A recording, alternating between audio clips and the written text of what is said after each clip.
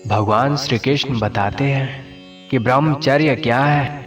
इस बात का सटीक और सरल जवाब आज भी कई लोगों को मालूम नहीं है। तो आज हम ब्रह्मचर्य का शुद्धतम और स्पष्ट अर्थ आपके समक्ष लेकर आए हैं। तो आइए जानते हैं ब्रह्मचर्य अर्थात ब्रह्म में आचरण करना। ब्रह्म माने सत्य, यानी जिस व्यक्ति के जीवन में सच्चाई का स्थान सबसे ऊंचा हो, जो सत्य के रास्ते पर चले, सो ही ब्रह्मचारी कहलाएगा। बता दें कि ब्रह्म शब्द वृहद धातु से आया है, जिसका अर्थ होता है विस्तार होना। चूंकि सत्य अनंत और असीम होती है, उसे कभी भी किसी घेरे में बांधा नहीं जा सकता। देखिए, अगर आप अध्यात्म में रुचि रखते हैं तो आप पाएंगे कि इंसान जिसे मैं कहता हूं वो उसका अहंकार होता है, और अहंकार बड़ा छोटा सीमित होता है, और इसी मैं भाव के कारण उसे बड़ा दुख पहुंचता है। इसलिए संतों ने कहा कि मैं मत कर, यहाँ तेरा कुछ भी नहीं, एक दिन सब मिट जाएगा। फिर सवाल आया कि अगर इस दुनिया में अहंकार छोटा है तो क्या है जो सबसे ऊंचा है, जो सबसे बड़ा है? ऐसा क्या है जो मनुष्य के बाद भी रहेगा, यहां तक कि प्रकृति के नष्ट होने पर भी जो रहेगा? तो बड़ा सुंदर जवाब आया, सत्य।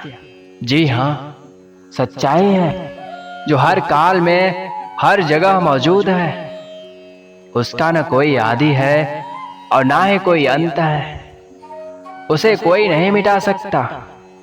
इसीलिए इसी सत्य को सनातन धर्म में बड़ा स्थान दिया गया है। सनातनी होने के नाते आप भगवत गीता पढ़ें, रामायण पढ़ें या कोई भी धर्म ग्रंथ पढ़ें, आप पाएंगे कि वो सभी हमें सत्य की राह पर चलने की सीख देते हैं। अर्थात सत्य का ही एक और नाम है ब्रह्म। और सत्य को ऋषियों ने उपनिषदों में साफ साफ ब्रह्म के रूप में परिभाषित करते हुए कहा कि मात्र सत्य ही है। यहां तक कि ऋषियों ने भी कह दिया कि ये दुनिया जो हमें बड़ी आकर्षित करती है, वो सब झूठी है। जी हां, कह दिया कि जगत मिथ्या, ब्रह्म सत्यम, यानी मात्र सत्य है और सब कुछ झूठा है, सब मिट जाएगा। तो फिर ब्रह्म का अर्थ जब सत्य हुआ तो ब्रह्मचारी का अर्थ हुआ ब्रह्मचर्या जो करे सो ही ब्रह्मचर्य है। संक्षेप में कहें तो जो व्यक्ति ब्रह्म में जिए, यानी सच्चाई में जिए, सच्चाई में कर्म करे, सो ही ब्रह्मचारी है। वो व्यक्ति जो झूठ बोले, सच जानते हुए भी गलत कार्यों को करे, समझ लेना वो भले स्वयं को ब्रह्मचारी कह दे, वो ब्रह्मचारी नहीं कहलाएगा। तो जल्दी से कोई ब्रह्मचारी है या नहीं, ये घोषित मत कर लेना। अब अगला सवाल आता है कि ब्रह्म क्या है?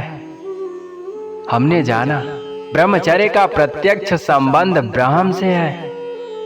अब हम विस्तार से ब्रह्म को समझते हैं। आपके जीवन में वृत्त यानी घेरे से बाहर का जो है वही ब्रह्म है। आमतौर पर हम जो भी दिमाग से सोचते हैं या मन से कल्पनाएं करते हैं वो बेहद सीमित होता है, लेकिन ब्रह्म असीम है, अनंत है। न उसका रंग है, न आकार है, न शरीर है, न मन है, लेकिन फिर भी वो है। उसे ही सत्य या आत्मा भी कहा गया है।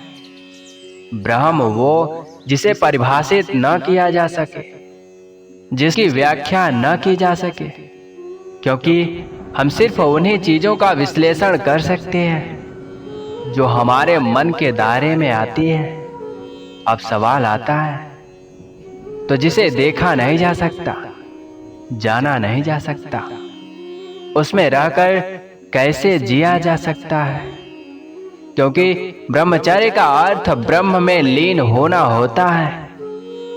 तो यहाँ समझना जरूरी है कि आत्मा यानी सत्य से जो व्यक्ति जीवन जीता है उसे आप ब्रह्मचारी यानी ब्रह्म से जीने वाला व्यक्ति कह सकते हैं।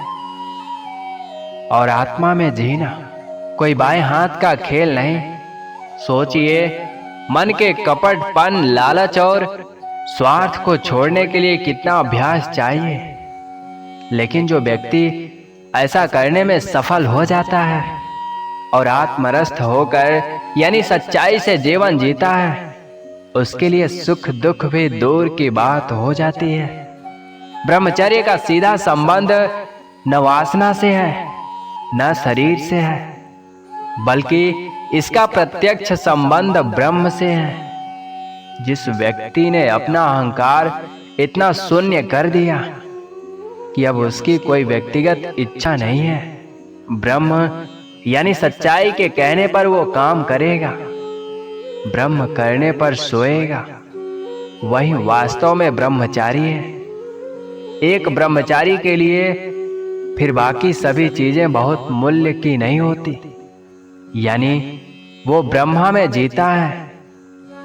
अतः मान अपमान, धन सम्मान इत्यादि में उसकी कोई विशेष रुचि नहीं रह जाती। अतः इसी प्रकार बाकी चीजों की तरह वासना भी उसके लिए एक बहुत छोटी चीज रह जाती है। अतः न तो वह किसी महिला को इस तरह देखता है जिससे उसकी काम वासना पूरी हो जाए, नहीं वह उसने दूर भागकर उन्हें देखना बंद कर देता है। बल्कि वास्तव में वह इंसान जिसमें महिला या पुरुष के साथ संबंध स्थापित करता है, वह संबंध स्वस्थ होते हैं। अतः यह कहना कि ब्रह्मचर्य मूल उद्देश्य संभोग वासना से मुक्ति पाना है, तो ऐसा नहीं है। क्योंकि हमने ब्रह्मचर्य को काम वासना से जोड़कर देखा है, इसलिए लोगों के मन में ब्रह्मचर्य को लेकर कुछ धारणाएं बन रखी हैं।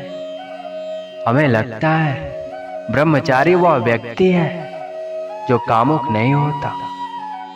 अतः ऐसे व्यक्ति को किसी दूसरे स्त्री की तरफ न तो आकर्षित होना चाहिए, न ही संतान उत्पत्ति के बारे में सोचना चाहिए। ब्रह्मचारी व्यक्ति को सात्विक भोजन करने के साथ साथ उपवास रखकर अपनी इंद्रियों को संयमित रखने की सीख दी जाती है। लेकिन वास्तव में ब्रह्म का लक्ष्य आपके आहार को नहीं, आपको सत्यनिष्ठ इंसान बनाना होता है। इसलिए वहां पर प्रत्यक्ष रूप से उपवास रखने या भोजन के विषय पर बातचीत नहीं की जाती है।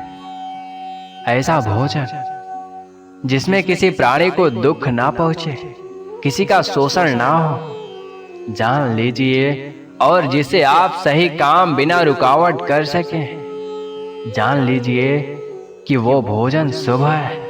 कई लोग अध्यात्म और ब्रह्मचर्य जीवन को एक चमत्कार की भांति देखते हैं। उन्हें लगता है जीवन में ब्रह्मचर्य आने पर शरीर बलिष्ठ हो जाएगा, उन्हें दिव्य अनुभव होने लगेंगे, जीवन में कुछ चमत्कार या जादू होने लगेगा। लेकिन वास्तव में ऐसा कुछ नहीं होता, क्योंकि अब तक हमने ब्रह्मचर्य का वास्तविक अर्थ समझा है।